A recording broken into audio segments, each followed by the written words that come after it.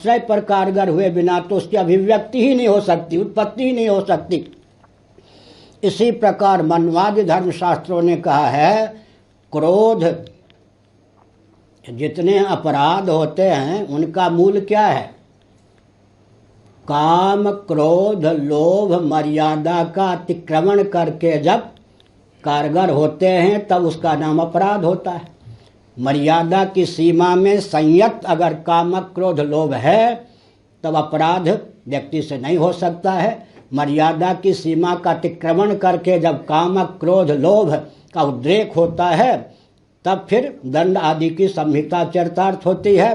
तो अग्नि का स्वभाव है कि वह अपने आश्रय को दग्ध करती हुई ही आग प्रकट होती है। आश्रय को दग्ध किए बिना अग्नि की अभिव्यक्ति नहीं हो सकती, विषय पर वह कारगर हो या ना हो। इसी प्रकार क्रोध का स्वभाव क्या है?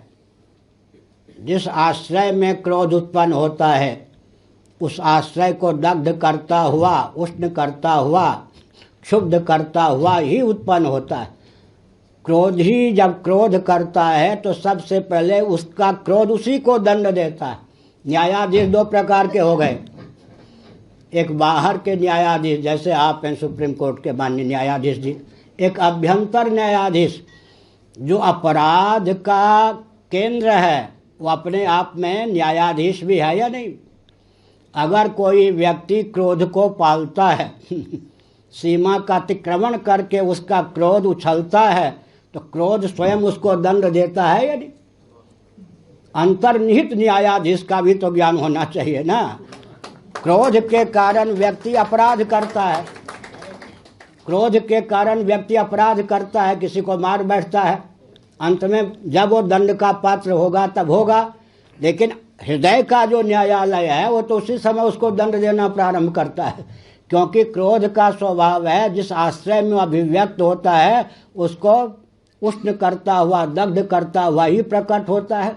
इसीलिए इंद्रियाणि मनोबुद्धिरस्याधिष्ठान मुच्यते कामात् क्रोधो भी जायते प्रजहाति यदा कामान सर्वान पार्थ मनोगतान आदि वचनों के अनुसार सिद्ध होता है कि काम है, क्रोध है, लोभ है, ये सब मनोविकार अगर मर्यादा का अतिक्रमण करके प्रकट होते हैं तो विस्फोट करते हैं, व्यक्ति को अपराधी बना देते हैं। आतंकवाद की धारा में बहने के लिए कौन बाध्य होता है?